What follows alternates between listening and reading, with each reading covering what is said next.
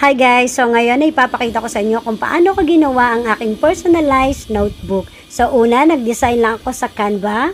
So pinili ko lang ay flowers. And then after the design, pinrint ko lang ito sa aking Epson L120. And then yung inside ay sa brother. So yan yung mga gagamitin ko this school year. Ayan, so after that, nilagyan ko na siya, dinikit ko siya sa cardstock. At nilagyan ko na rin siya ng photo top, yung cover page. Ayan, so kailangan siyang pantayin. So hindi siya madali yung paglalagay ng photo top.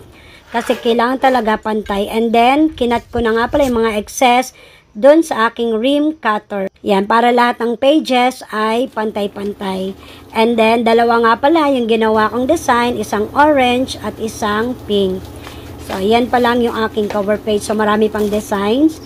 And then after that, kinat ko pala o kumuha ako ng mga ilang pages para ilagyan siya ng butas doon gamit ang aking ring wire binding machine. So mga 5 to 8 pages ang kasya. So dito nahirapan ako doon sa aking cover kasi medyo matigas kaya bali pinalitan ko siya. And then lahat ng mga pages nilagay ko na sa ring wire. Ayan nga pala aking daily planner. So after that, yung cover page na ang kahulihan kong inilagay dyan sa ring wire. So, after kong mailagay yung cover, yan, yung mga lahat ng pages, and then yung cover page, yan, inilagay ko dyan sa siyang kahuli-hulihan dito sa ring wire na ilalagay. And then, after that, tatanggalin mo na siya dyan.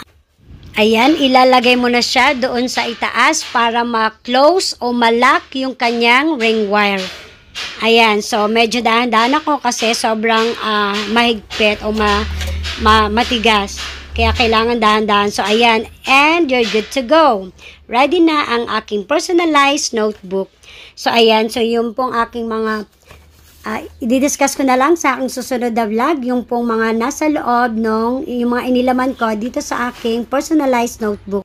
At sa mga gusto nga po pala mag-order ng personalized notebook, mag-DM lang po kayo sa akin at nandyan na po yung lahat ng mga kailangan ng mga isusulat, especially po dun sa mga teachers. Kasi napakarami po talaga nating inililista, lalong-lalo na sa ating mga learners. So, ayan nga po pala yung aking page, Mellowworks Studio. And, mag-DM lang po kayo. Thank you for watching. See you!